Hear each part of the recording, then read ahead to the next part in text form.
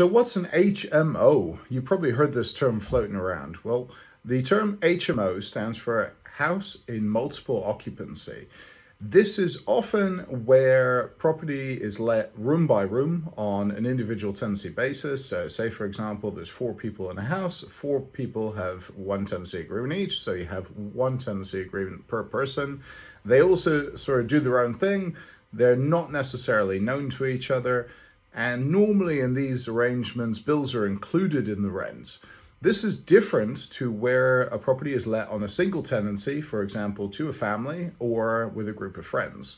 However, the government has gotten involved, and now even if it's a group of friends, it's seen as separate households. So oftentimes landlords will still require an HMO license for any property with 3 or more people in it.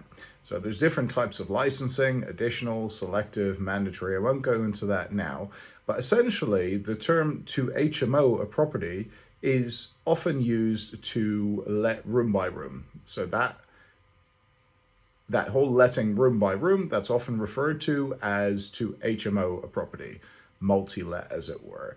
Now, this is slightly different in London, where you often do get big groups of sharers, so 3, 4, 5 beds. They all move in together, they all move out together at the same time.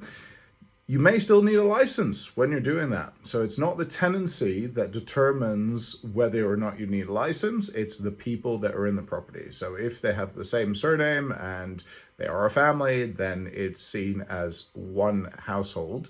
And if they have different surnames, say, for example, 3, 4, 5 professional sharers, whatever, then you would oftentimes need a license. Now, this is very dependent on the local government and what rules they set. Basically, they put their finger in the air and go, hey, you got Sally, you got Harry, they got a goldfish. Well, hey, that's the third person. We need a license for the goldfish. So oftentimes it's a money-making scam by the government just to basically make you put in fire doors and all this sort of nonsense. Especially when you have a goldfish, it seems nonsensical to have fire doors and fire blankets and sprinkler alarm systems and all that sort of rubbish. But hey, we need to give the government as much money as we possibly can, and landlords need to make as little money as possible from letting their property. So make sure that you get your HMO license, make sure that you're funding the local government.